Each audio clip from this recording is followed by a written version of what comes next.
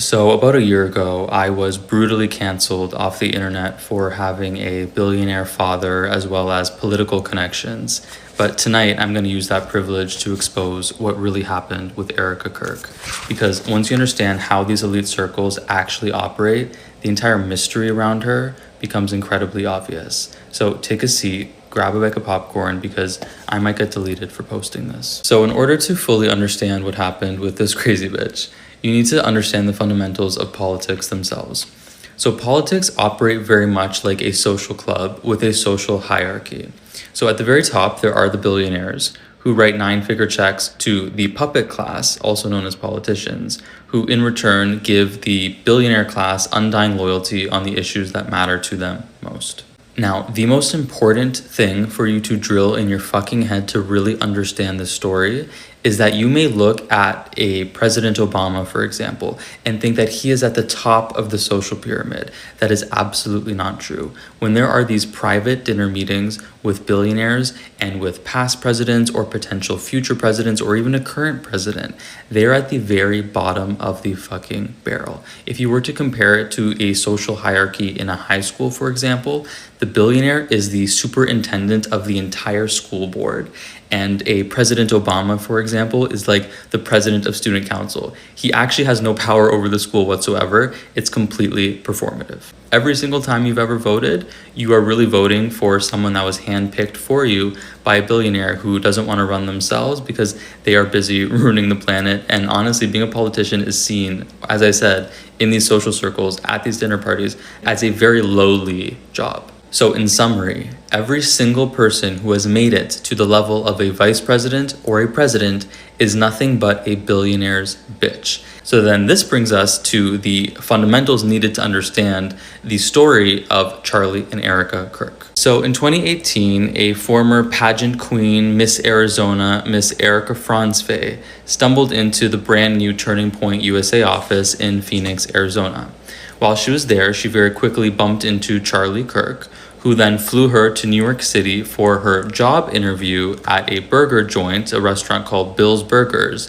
At which point during the job interview, Charlie Kirk said, "Forget the interview, forget the job. I actually think I'm going to date you," because that's super professional, but that's what happened. Erika completely jumped at the chance to date Charlie because he was already anointed by the billionaire class that funded and controlled Turning Point USA as the person that was going to be the next president of the United States. This was not something that was a secret. This was not something that was implicit. This was something that was explicit in several conversations.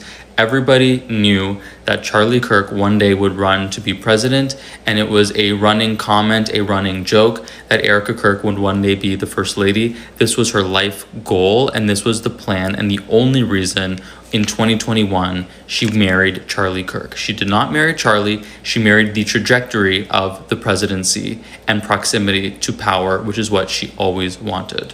Erika Kirk was never a stay-at-home wife. She was the operator. She hosted the donor dinners, she schmoozed the billionaires, she sealed the checks, and she ran all of the events. This is documented. Charlie was nothing but the face. He was the schmuck, the puppet that went to university to embarrass college kids, to then clip them on social media and raise money for his political campaign disguised as a charity. That's all it ever was. And Erika was the one that upkept and fostered the relationships with the billionaire class. The agreement for them was very simple.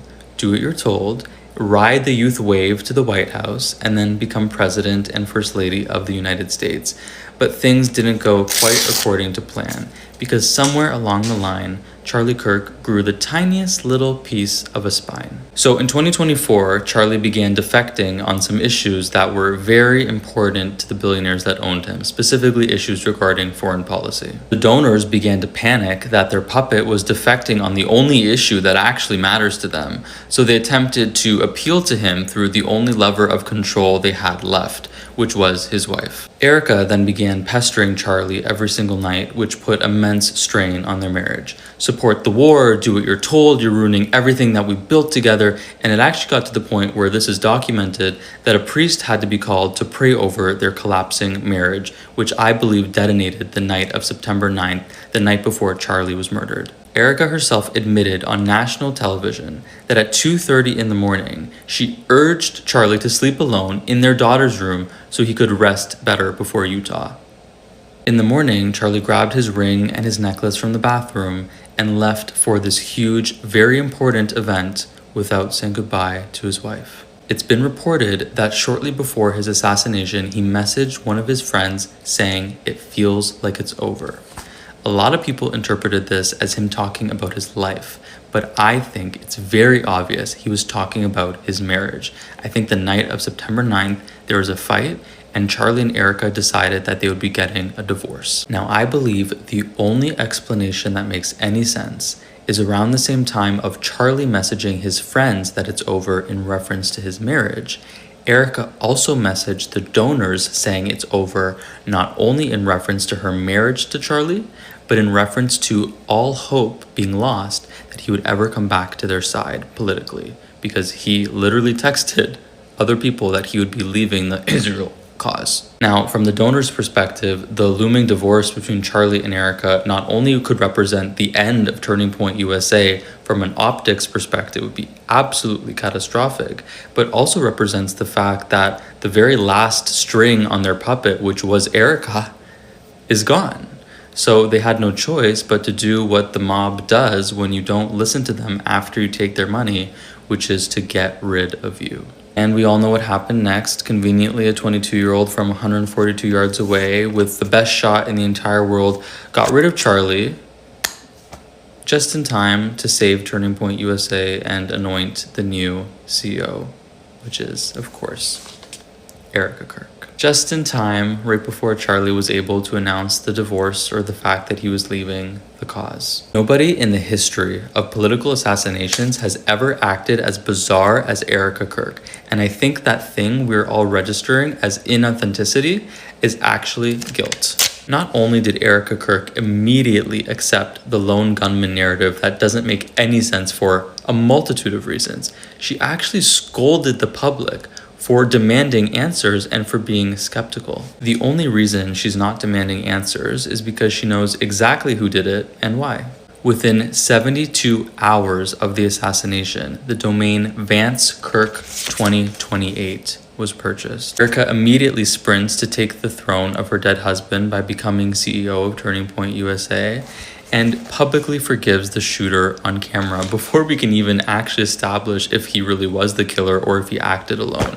Bullshit, and if you believe that, you are a fucking idiot. And just this week, the orange puppet appointed her to sit on the exact same seat on the US Air Force Academy Board that Charlie once had, advising on foreign policy.